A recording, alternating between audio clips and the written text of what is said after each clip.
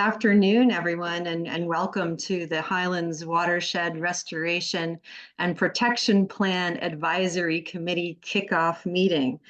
My name is Mara Tippett. I'm the Executive Director of Raritan Headwaters, and we are thrilled to embark on this collaborative effort with local leaders like yourselves.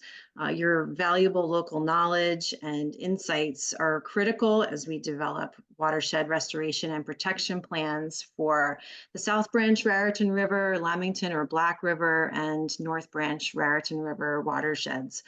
Healthy watersheds benefit everyone, ensuring reliable water supplies for drinking, recreation, and aquatic life. And collaborative planning fosters strong partnerships between our 21 municipalities included under these plans, allowing us to tackle shared water resource challenges like flooding and water quality. And additionally, having these well-developed plans enhances eligibility for funding opportunities from government grants, private foundations, and other sources dedicated to water resource conservation and restoration. And I'd like to extend a special thank you to the Highlands Council for funding this important initiative and to the Rutgers Cooperative Extension Water Resources Program for spearheading the development of these plans. We're also grateful for the contributions of the New Jersey Water Supply Authority and, of course, to all of you for contributing your time and local knowledge to help identify water resource issues and potential solutions in your communities. So thank you so much for joining us today. And with that, I'd like to hand it back to Christy McDonald, RHA's Director of Science. Thank you. Thank you, Mara. So as I said, we're going to hold our questions for the end. Please remember to keep yourself muted. And then we're also going to put questions in the chat and any comments that you want to share with the group today. So with that, we're going to get started with our first presentation. We have Tracy Gordon, Raritan Headwaters Municipal Outreach Coordinator, and our Science Program Associate. Go ahead, Tracy. Thank you, Christy. Welcome, and thank you all for being here tonight. I know we're all very busy people, so I do very much value and appreciate the time that you are putting aside to help us out with this. So you represent the municipalities and the counties that are located both within the Highlands region and the Raritan Headwaters region. There are about 20, I think there are exactly 21 municipalities that I have reached out to get representation from. We are partnering with, as you have already heard, the Highlands Council, who have granted us the grant to do this work, the Rutgers Cooperative Water Resources Program, and the New Jersey Water Authority. Well, our mission is hang on a second. As you can see, Raritan Headwaters has been around since 1959. That's a pretty long time. And we are continuing to work towards ensuring clean and safe water for all. This is our watershed region, the Raritan Headwaters. It basically is the north and the south branch of the Raritan River and all of the tributaries that flow into those rivers. And again, of the 38 municipalities within the Raritan Headwaters region, there are 21 that are also in the Highlands region. This plan is going to represent all 21 of those municipalities in their entirety. We do a lot of stuff here at Raritan Headwaters, and this is sort of the slide that says it all about what we do. So many aspects of what we do: science and education, advocacy, land preservation. Just leave that up for just a couple seconds so you can just see a lot of the different things: climate stations, stream monitoring, advocacy in Trenton. This is the report card that shows our grade for the 2023 surface water monitoring that we did. We received a C in spite of all of the hard work that we do and all of the different areas throughout the watershed that we are addressing. We sure would like to see a B or an A. Wouldn't that be fantastic if we could get an A? Maybe with this plan we can. So why did we ask you all here tonight? Well, this is a regional plan, and you all represent a part of our region, and your expertise in our local community is integral to making this the most comprehensive restoration protection plan possible. The implementation of this plan will require the cooperative effort of all the municipalities involved. After all, when it comes to water, there are no boundaries, so it is imperative to have respect for our downstream as well as our upstream neighbors. What is that saying? Act globally, think globally, act locally. And I think Bill Barry definitely said it better than I could. So here's my contact information. I've already reached out to you all once or twice, maybe even 3 times, to coerce you to be on this advisory committee. If you know of anyone else that would be an asset to this committee, please send me their contact information. I would love to reach out to them and invite them to join us. So with that, I will hand it back to Christy. Thank you very much. All you, Christy. I'm here. I'm sorry to trying to start my video. Oh, I know. sorry. Oh, okay. I have to get out of my screen now. How do I do that, Christy? How do I stop sharing? Stop sharing. Figured it out. Good. Hey, thank you, Tracy, for that You're welcome. wonderful overview of the role of the advisory committee. Now we're going to hand it over to Dr. Chris Abrupta from the Rutgers Co-op Extension Water Resources Program. Myself. Okay, I think I'm unmuted, right? You guys can hear me? Yes, you are. Oh, I love that when it works. Okay, so this is me. So I'm with the Cooperative Extension Service, and I just want to make one statement up front, though. This plan, I think Tracy said, represents the towns. I think the towns represent themselves. And we'll talk about how the plan fits into this, why the towns should be participating in this process, what benefit is to them, and how we could all work together to improve these waterways and enhance the municipalities the best we can. So let me go on here. So I'm with the Cooperative Extension Service. We've been around for about 100 years. Rutgers University's land-grant college for the state of New Jersey. So part of our mission is to extend the knowledge university out to the people of the state to help them solve their problems. So I do that around water resources. This is our mission. When you read it, you'll realize we have every buzzword in there possible because that's what's required in, I guess, a Rutgers mission statement. But the whole idea is to engage and empower municipalities to take action, provide them sound science-based solutions that are cost-effective, and that are really going to address the problems without, putting the municipality, into poorhouse. And that's what we're trying to accomplish here. These are the project partners on here, the Highlands Council. I appreciate them funding this project. They're not just a funder, but they're an active partner in this. So we hope to work very closely with them as we develop the plan, get their input, get their ideas. Raritan Headwaters, you just heard from them, a great group. We've been working with them for a long time. We just finished doing a plan with them on Bud Lake, which came out really great. And of course, New Jersey Water Supply Authority, and we're currently working with them on a plan. And Kathy Hale, I believe, is on, and just another great group. So you have really, really strong partners here. And as we go on, we hope that all the municipalities who are in this drainage area would also be, would consider themselves partners on this project, okay?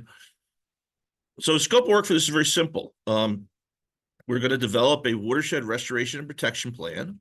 And you'll see on the left-hand side, that's EPA's guidance manual. If you go to their website, you print that out. I don't know, it's about 500 pages, and it makes for good reading if you can't sleep at night. But it tells you how to do these plans. There's 9 minimum steps in it, or 9 minimum components, and we'll have each one of those components. But the idea is we're doing 3 individual plans, one for the North Branch Raritan River, one for Lamington River, and one for the South Branch Raritan River. And I'll show you those in a second. Now, why are we doing the plan? Well, a couple reasons. The main reason is that New Jersey Department of Environmental Protection has prepared a TMDL for the Raritan River. And that TMDL tells us that we have to reduce sediment, total suspended solids, by 60%, and phosphorus by anywhere from 68 to 84%, depending which water body you're in. And the idea of this plan will identify where we can put in management practices to reduce those, and we'll talk a little bit more about that, okay? It's supposed to serve as a blueprint of how to achieve those reductions, okay? These are the 9 components of the plan. If you have time, you can read these, but I'm just going to talk about really the first couple. Really what we're trying to do is identify sources of pollution. Where is the nutrients coming from? Where's the sediment coming from? And the sediment and nutrients are often tied together, okay?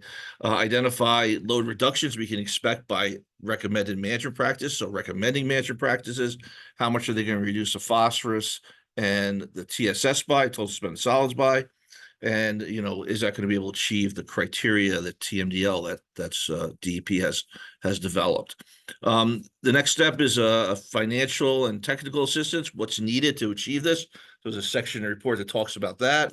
The next section talks about information educational component. The idea with this is, you know, what's the plan for informing people about what the plan says and trying to encourage people to take the actions that are outlined in the plan. Okay, so in that we target different audiences. It could be the general public, could be farmers, it could be municipal officials and their staff. We talk about a schedule of how to try to achieve these different reductions, different milestones, and then we talk about criteria to ensure load reductions, and then ultimately how do we monitor the effectiveness of these different practices we're putting in, and have we achieved our goal, okay? So I'm going to show you the 3 study areas. So this is this first one here. Now, it's a colorful figure.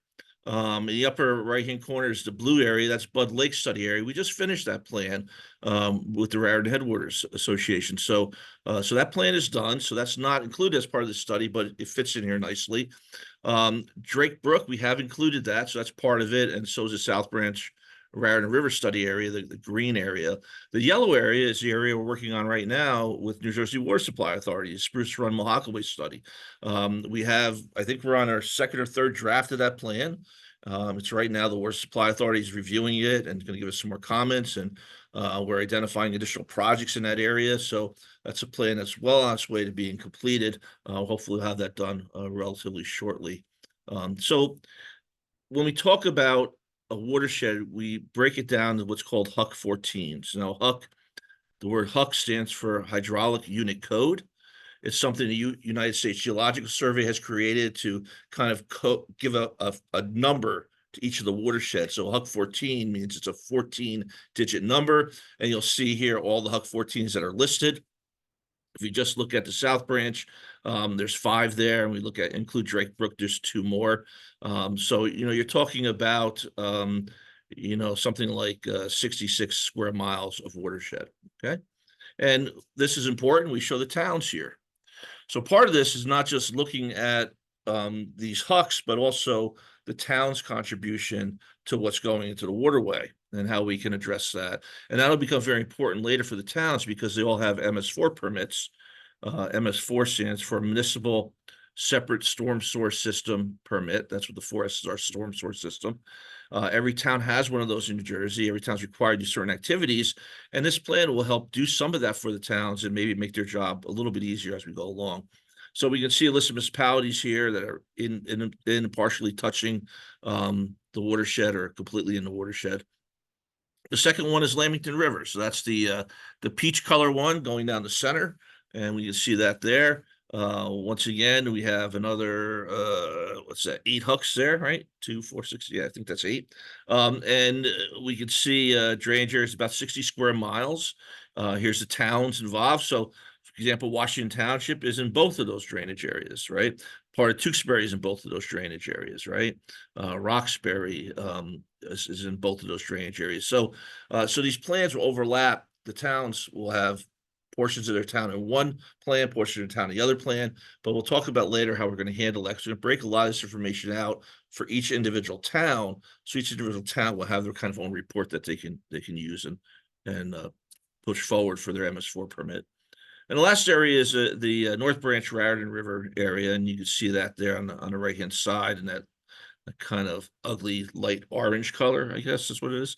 You can see all the HUCs that are listed there. About 64 square miles. So this is a huge project. You've got 3 watersheds all over about 60 square miles.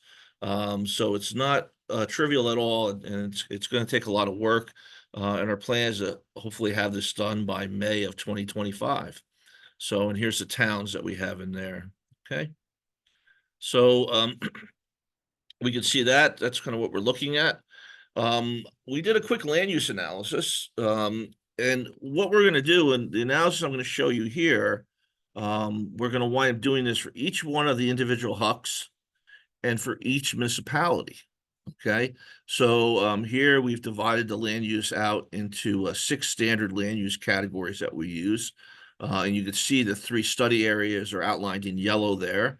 And agriculture, we make that orange color. Barren land, which is usually transitional land when the aerial photograph's taken, so it's gray. Usually that's transitioning from maybe forested or wetlands or farmland to housing is usually what that is. But forested land, urban land, lots of forested land in the watershed. And then water and wetlands are shown in these colors. For each of the land uses, we can apply what's called an area loading coefficient. So this is numbers that New Jersey DEP uses when it calculates a TMDL. So we use them in the plan to be consistent with the TMDL. And what this tells us that if you have a high, medium density residential land use, maybe a quarter acre lots, an eighth of an acre lots, maybe townhouses, you get 1.4 pounds of phosphorus wash off that land for every acre per year. Nitrogen is 15 pounds per acre per year, and total suspended solids is 140 pounds per acre per year. So we take all the land uses that are in this database, and not just the 6 that are shown there, but urban land use gets broken out to many other land uses, right? So, but we use this table to apply these numbers to all land uses in the database, and we come up with loads coming off of this land. Okay, so these are the ones that we're really focusing on, because these are the ones that we can manage. So when we think about, what are we going to manage to reduce the loading going to the stream, the phosphorus or sediment going to the stream, we really can't do much about forests, water, or wetlands, or this barren transition land, but we really can focus a lot on the urban land use and the agricultural land use. And that's kind of how we tend to break it down, okay? So this is a North Branch study area, and these are the 6 categories. You see the acreage there of the each category. Okay, you can see lots of forested in this area, 17,000 acres of forest. The next highest one is urban, 15,000, and then you have agriculture, about 6,000. You can see the load coming off of the land. So urban, about 12,000 pounds per year of phosphorus coming off that land, and 1.7 billion pounds that comes off of TSS. So lots of sediment coming off, lots of phosphorus coming off. And now these are standard runoff coefficients. So the way DEP came up with this table here is there was a company called Tetra Tech, and they did this huge literature search. Looked at all the research that was done, and they started looking at, okay, what are areas that are similar in rainfall to New Jersey, and can we use the runoff coefficients that they're calculating to develop these coefficients for the state of New Jersey? They had about 5,000 data points in this database that they use to come up with these numbers. What's important to note, though, is that these numbers take into account no management practices at all. So if you're a farm and you have a vegetative buffer on the edge of your farm, you may not be losing 300 pounds per acre per year of sediment. You may be losing a lot less of that because that buffer is filtering it out. So it doesn't take existing systems into account, okay? So these numbers are probably over what we would really see coming off of the land use, okay?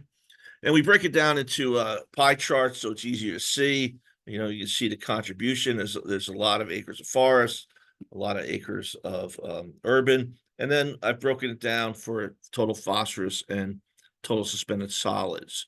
And you can see, once again, 2 major contributors are urban and agriculture.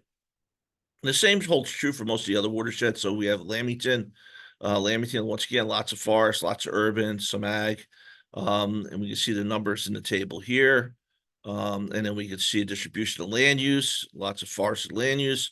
So this plan is not just about restoration plan, but also protection plan. So part of the idea with this plan is, are there areas that we should really be protecting so that we can preserve the existing water quality or not make it any worse? So that's part of what we consider as we're writing this plan. And you can see here the loading from this coming off of different land use. So like I said before, this will be done for every one of those hucks and for every township. So if you're in Washington Township, there will be a section of the report, probably an appendix to the report says Washington Township, and it'll have this broken down for each of the watersheds in Washington Township, even the watershed that we're not studying. So there's a piece of Washington Township that flows over into the Delaware basin. But we will still do the analysis for that because we want to do the entire township, because we want to make sure the township has that report because they might need that in the future. Same thing with South Branch we have here. You can see here a lot more urban in the South Branch area. Okay, and then we could see the land use distribution. And then we could see the pollutant loading distribution. And all these slides will be being available to you. So don't worry about quickly sketching out these numbers. Okay. So you can see that here. So I did some looking just in general, looking at preliminary results. And I just grouped all three watersheds together and how many pounds of phosphorus is coming off and how many pounds we need to reduce by. So you get about 65,826 pounds of phosphorus coming off the land uses per year for the entire three study areas combined. And then we applied a reduction of 68%, 76%, and 84%, depending on which watershed you're in. Those reductions are only applied to agriculture and urban land uses because we can't really reduce what's coming from forested or barren land. So we get a reduction of about 45,000 pounds has to be reduced. And we did the same thing for total suspended solids. Total suspended solids is 60% across the board, so it's pretty easy to do that. So we're reducing it by about 6 million pounds if we just look at reducing the TSS, or total suspended solids, from agriculture and urban land uses. So this is the first step of the plan, is kind of coming up where's the pollution coming from, what land uses are washing off, which of these different hucks are more important. We will do a whole prioritization analysis using an EPA tool to figure out which one has the best chance of being restored. I just completed that analysis for the Spruce Run project.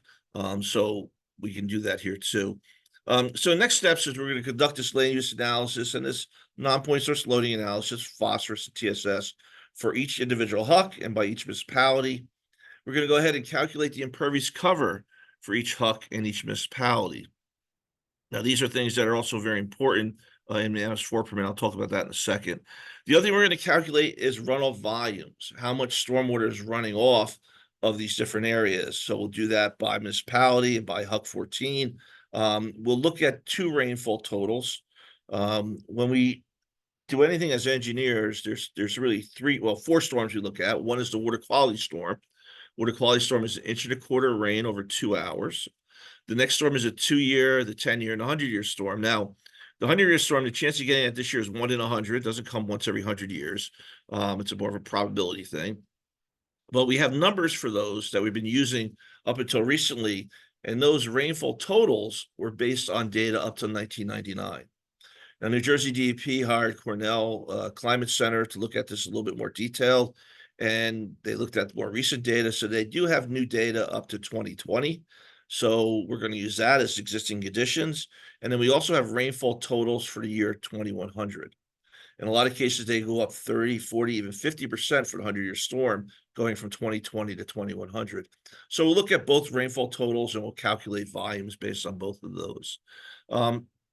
Final thing we're going to look at is, existing stormwater management practices, mostly for urban areas, because we're not going to trespass on any farms, but we're going to really look at the urban landscape. There's a lot of information on detention basins, for example. So we're going to look at where all the detention basins, where all the retention basins, wet ponds, are there any bioretention systems in the area, any other systems that are designed to manage stormwater, and then what kind of pollution are they already reducing, or can they be enhanced to reduce more? In a lot of cases, we see these beautifully mowed detention basins with the concrete low flow channel, and we can modify those, we can naturalize those, and really kind of transition those into a more of a bioretention basin, where instead of getting 20% phosphorus removal, now you're getting 60% phosphorus removal. So in a very simple transition. So we can look at things like that. The last thing we're looking at are opportunities. Where can we actually reduce pollution loading? Urban land use and agricultural land use, we're going to look at any specific sites, and then watershed wide. Watershed wide, for example, there's been some research done that said about 43% of the nutrients of the phosphorus discharged to the waterways between September 15th and the end of November, when the leaves come down.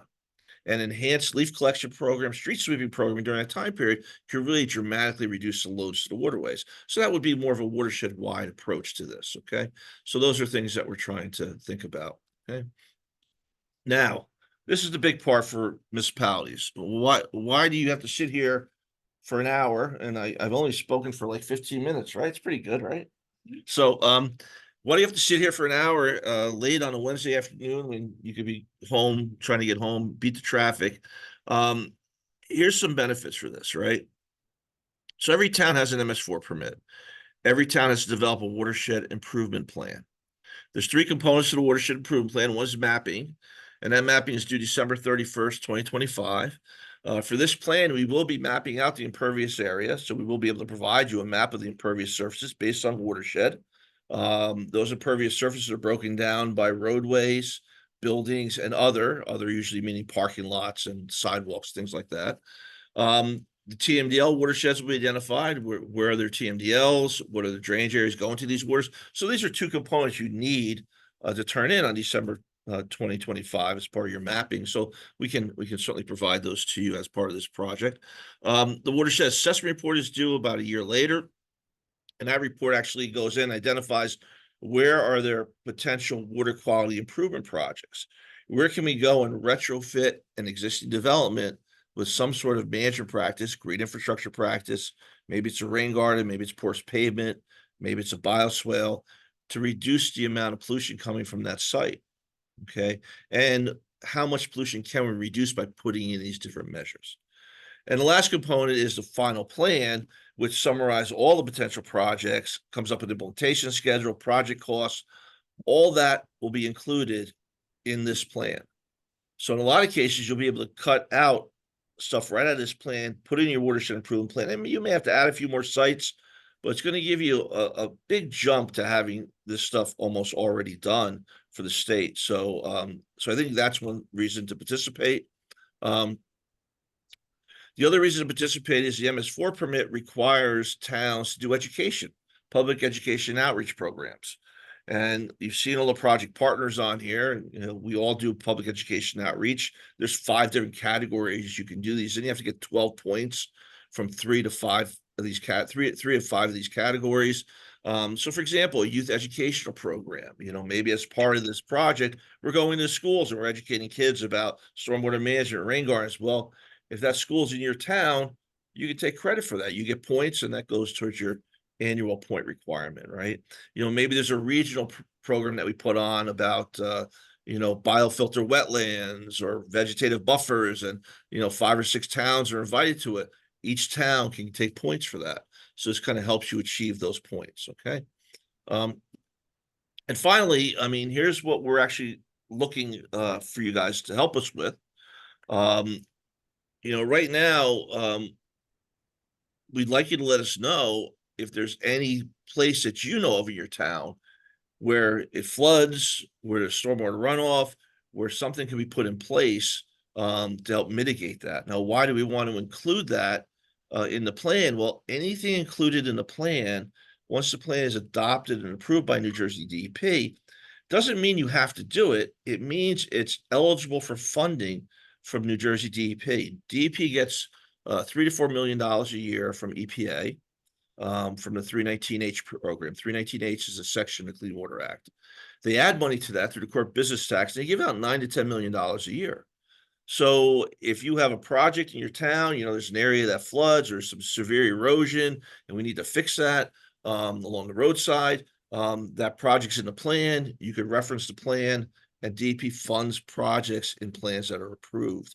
So it's another great way to get project in and maybe line it up for future funding. Okay. And the other thing is, we're looking for local knowledge. Whenever we have meetings like this, there's always somebody from the public who shows up and says, oh, there's a really bad septic issue in this one part of town, or there's a really bad erosion issue in the stream over here because this stormwater pipe is just dumping water in very quickly, So those are things that we'd like to try to find out, and maybe we can get some information people, local people. So that was it. I tried to keep it short because I don't want to keep you guys too long. If there aren't any questions, we could call it a night. No questions? Great, excellent. That's what. No. Now, go ahead. If you have a question, shout it out. Raise your hand. If there's anything in the chat we need to answer. Well, not yet. I'm waiting for that. But I also wanted to say, what are the next steps? And what, Tracy and Chris, can you just briefly give an idea of that? And then we can start looking for questions. And someone had their hand up too. So I'll look at that. So my next step is, we're almost there. So, is doing these analysis, breaking these analysis down by HUC 14 and by municipality.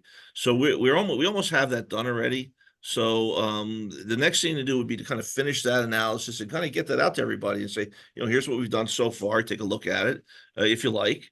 And then we're going to move on. We're already mapping out known detention basins. So if any town has a layer of their detention basins, we'd love to have that. The way we're mapping detention basins, so is there is a database that Rutgers put together with the soil conservation districts. So there's a database there that has a lot of information on detention basins. Also, the land use categories have category, I think it's 1499 land use code, and that stands for stormwater basin. So we can actually map it out using the land use code. Now, what we do is we'll map all those basins and we'll actually go out and visit every one of them, mostly drive-bys, and make sure they're really there. Just because the land use code says 1499 is a basin, it may just be a inverted meadow or something out there. It's not a basin at all. It's just a natural occurring depression, So we want to be careful that we make sure we identify what's really a basin. So those are kind of one of the first steps are there. And then we'll also do a scan of agricultural land use. We have a parcel data map that tells us where all the Q farms are, the farms that are qualified for farm assessment. So we'll map those out. There's also a land use property classification in there, 3A and 3B, which stands for farms. So we'll do some mapping of that, trying to understand where farms are. Now, the issue with farming is a little weird, though, because just because it's classified as a farm doesn't mean that land use is all farm. What we're finding in our analysis we've been doing in Spruce Run and Malakaway and down in Hamilton, South Jersey, is that, somebody has 100-acre parcel of land, it's farmland assessed, and then we look at the land use and half of it's forested, half of it's farmed. So really we can only deal with the half that's farmed for management practices, right? So we have to be careful about that too. Also, we found is that farmers tend to lease other people's property that may not be farmland assessed or qualified. So we have to kind of put that in there too. But the idea is to identify who the farmers are and then say, hey, listen, hey, we've got programs, NRCSS programs to help put in management practices, here's a list of programs. If you're interested, let us know. And you can apply this on your own property, but you might also be able to apply it on property you're leasing, so those are things we're trying to get going. Yeah, John, you had a question? I'll shut up now. Yes, as far as the owners of the property, would something like this be able to do anything on, say, Board of Ed property or DOT property as well? Because we have a section of Interstate 78 that's adjacent to our school where there's a very bad runoff flooding issue. So I was just wondering if that would be something that would be applicable. So this plan should identify projects on any property, publicly owned, privately owned, state owned, tax exempt properties like the churches, school property. Any property we can identify projects on, that's not a problem.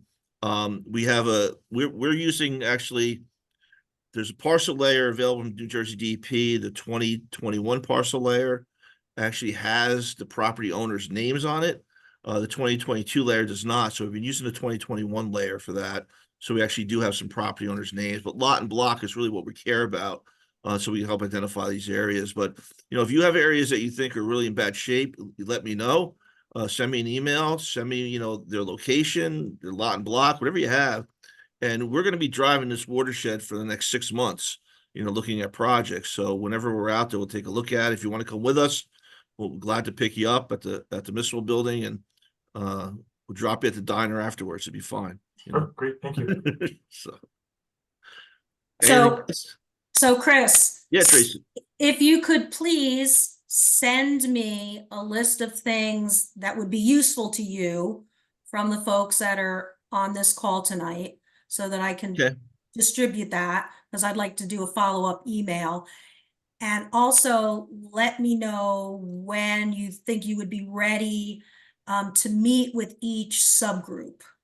And then we can get that on the calendar. So we're going to break into subgroups. How many subgroups you plan to have, Tracy? Is it 3 subgroups: three North subgroups Branch, roughly? South Okay. Branch, and Black Okay. River Lamington.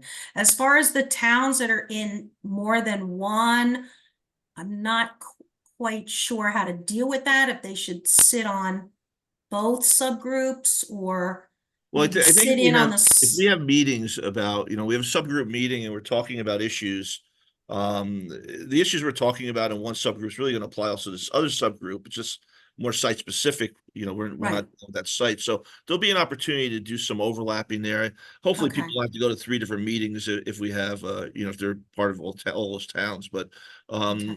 and we can get them information from one meeting if they're at the other meeting. If they're at the North Branch meeting and they want to go to the Lamington meeting, then we can get them information from the Lamington. We could do that. That's not a Perfect. problem. Perfect. We just want to make sure everybody kind of stays informed. And remember that we're not trying to create a burden for, you said you want a list of what we want from folks. We really don't want to create a burden from anybody No. they have to do anything. We really want to try to help them. Like I said, if there's an opportunity to put a project in there, because I know in my town, there's some projects that the town has had on the back burner for years. They can't figure out how to fund them, and just to dump them into a plan and get them funded with some state money eventually, that would be fantastic.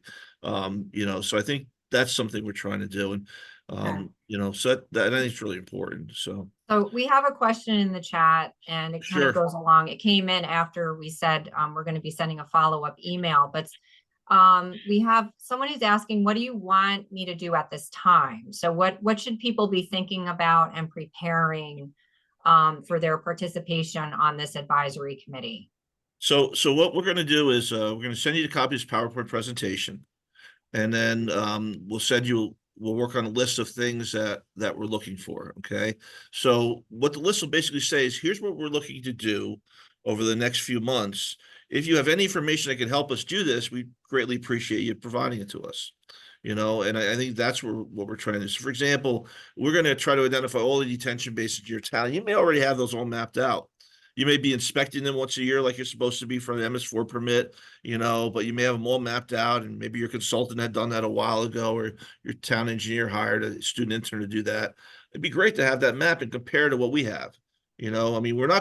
We won't take anything verbatim. We'll look at our data and say, here's what we have. How does it compare to that? Because what I found doing the Spruce Run Mahakaway is I had 12 basins in the Soil Conservation District database, and I had another 30 basins identified using land use.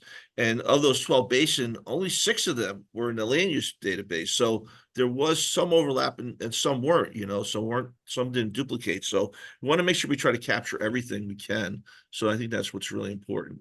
So, and the other thing is just to try to understand what we're trying to do. We're trying to, there's really 2 things with the plan. We're trying to reduce pollution from going into waterways. The pollution that we're looking at is total phosphorus and total suspended solids. Why do we care about phosphorus? Well, when phosphorus gets in the water, it makes the algae grow, and that's the big problem. Okay, so we want to reduce the phosphorus going to the waterway. We want to reduce the sediment going to the water because it clogs up the waterway, causes destroys fish habitat. So those are the 2 things we're trying to do. The other thing we're trying to do also is look at localized flooding. If I'm going to build something that's going to manage stormwater, why can't I build it so it also reduces flooding? Now, I'm not talking about building things for the 100-year storm. I'm not the Army Corps of Engineers. But if we could design something to capture the first few inches of rain, and maybe we can reduce the occurrence of that. We just got 2-3 inches of rain the other day. My town, all the roads were flooded. You couldn't get around town. If we could reduce that inconvenience flooding, that regular localized flooding, I think that goes a long way to making residents have a happier life, and maybe we can't get there, but let's try to get there as close as we can. And that's what we're trying to think about too. So that's why we're doing stormwater volume calculations, runoff volume calculations for the plan. So we have those numbers too. So. Okay, raise your hand or put a question in the chat. See, they just want to go. Chris, It's late. You I got to have a schedule a question. lunchtime meeting. It's a lot easier. You I have go. a question. So, if these are going to be some of the components of the watershed restoration and protection plan is going to be, something that's required in the watershed improvement plans that the DEP is asking municipalities to produce. It takes a lot to produce these large plans. So participating in this process and making sure that there's good information in this watershed restoration and protection plan should be useful for that watershed improvement plan and should save money in developing those plans. Even if you have to hire a consultant, you're So gonna have a lot of info. My goal, Kathy, is at the end of this thing to have these 21 towns have enough information so they can grab what I've done and roll it right into a watershed improvement plan. And maybe they've got to add a little bit more text to it. Maybe some front end about their town and what their town cares about, and maybe some back end about some things that they want to do. But for the most part, they'll have all the data they need just to sit down and kind of write it. And I think that would be great because I was a consultant for 12 years. And when I saw that requirement for watershed improvement plans come out for 565 municipalities, I thought, man, I should go back to consulting because that's going to be a money grab for a lot of people to do those plans, And I don't want to steal money from the consultants, but I also I'm doing this work anyway. I don't see why there's a need to redo it, So I think a lot of towns will take what we do and give it to their consultant, and instead of spending $100,000 on the plan, maybe it's going to cost them 20, So maybe that's how it goes. But let's try to figure out how we can make sure we get in the form they need. The other problem, though, Kathy or Christy, is that we really don't know what DEP wants exactly in these watershed improvement plans. We can read the requirements and we can interpret those. But they haven't put out any guidance yet about what they're looking for. The only thing we have is that what they're asking for in the plan is very similar to what goes into a watershed restoration and protection plan. It's almost identical. So basically, it looks like DEP looked at the EPA guidance and 9 criteria and said, okay, let's require this. The towns do each one of these on a township basis. So I don't see I don't see DEP coming back and saying, oh, we need you to also do all this. The big thing towns are going to have to worry about is they have to map all their outfalls, and they should have mapped them already. The bigger issue is when you read the mapping requirements, you have to figure out the drainage area for each outfall. And that is not trivial. Because now you're looking at piping networks, what's going there, what's drained to each catch basin. We just did the exercise for Hamilton Township in Mercer County. A lot of headaches. We were trying to do automated with GIS and burning pipes in as rivers, and it was a very difficult task to do. So I think towns who are looking to get that mapping done by the end of December better start looking at the outfall drainage areas as an early step of that, because I think it's going to take a lot longer than you think it's going to take. And make sure you have the data you need to be able to do that. Now, we're not doing that as part of this plan. If there are outfalls that you have that are going to the stream that are causing erosion, causing problems, under the MS4 permit, you're supposed to identify them and fix them. But we can also add them to the plan because, hey, this reach from this road to that road has 6 outfalls, and there's a lot of issues with these, and they should really be addressed to reduce the erosion, picking up sediment, moving it downstream. So we can incorporate some of that into the plan. But in the end, the towns are going to get stuck doing a lot of that work on their own. So that's part of the issue they're going to have to face. So, I mean, you want to give people all the information, and I'm about a year ahead of all this stuff now because I've been doing the mapping for another town, with my students and teaching them how to do it. So I kind of see what the problems are going to be. And I don't think DEP saw any of these problems when they were writing the regulations because they haven't done any of this work, right? So it's a good idea to have the area of going to each outfall. Yeah, do you know how hard it is to come up with that? It's not easy. So people are going to be stressed out over that, I think. So okay, that's all I got. Any questions? Things are coming up in the chat. I just posted the Bud Lake Watershed Restoration and Protection Plan that Raritan Headwaters worked on with Chris Abrupta and his team. It's been recently approved by the DEP. So now this plan is eligible for funding through 319H for implementation. So we don't really care about plans for the sake of plans. We want to get to the point where we have this plan and it's going to be a guide to doing something. So the next step is implementation, but it's very important that we have some guidelines on what we want to implement. So this is extremely valuable for the municipalities to have this roadmap to how we're going to improve. Yeah, so if stormwater. you're in Mount Olive, you should be looking at that plan, see where you can get some money from the state to do some work. So, Scott, you had a question? Hey, Chris. Yeah, I was more of like, I guess, more of a comment, I guess. I just wanted to first of all just say this is great work, and it's so much information and technical information put together, and really helpful for townships to use to kind of manage their waterways. First of all, and then secondly, I'm with Fish and Wildlife. And back in 2018, we started a stream temperature monitoring program to kind of look at stream temperature in these headwater streams, and looking at climate change and impacts on cold water systems. And what we started to find was especially in 2019, when we started to look at the Raritan waters, I found in 20% of our sites, we found that there were stormwater impacts on 20% of the sites. And we were looking primarily at these trout production streams with wild trout and stuff. And I'm just kind of excited to share that data with you, just to, I don't know, get your eyes on some of those sites and kind of get your professional expertise as to what to do infrastructure wise to protect some of those waterways and stuff too. So yeah, just commenting on, first, awesome work. And then number two, just excited to share some information with you as well. Yeah, I mean, Scott, if temperature is really an issue in some of these areas, we can address that in the plan and talk about where additional shading is needed, maybe where additional stormwater management is needed.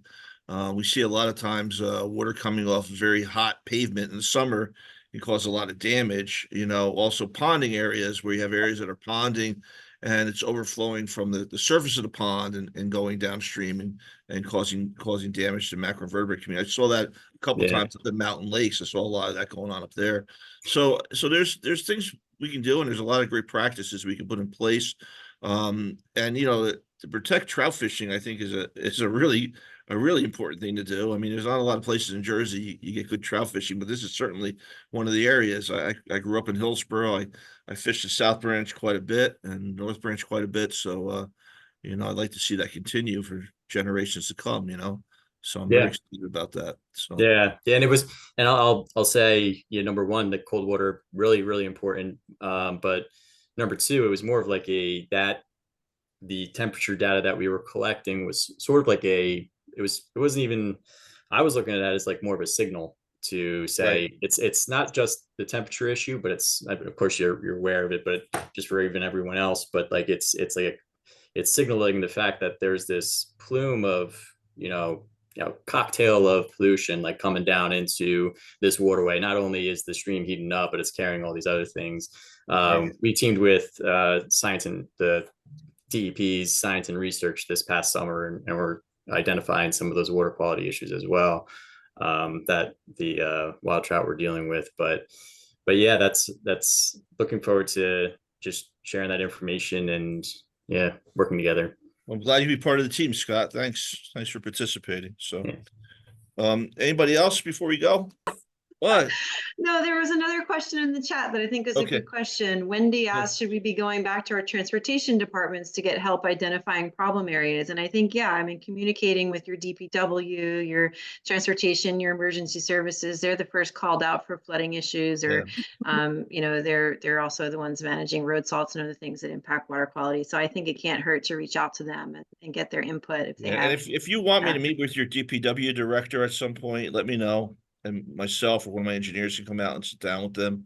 They're the key person, really, because they know where all the problems are. Most of them have been there for a long time. A lot of public works directors that I know actually grew up in the town, so they know a lot about the town. So anytime we have that historic knowledge or somebody who's been in a position a while, it would be great to take advantage of that.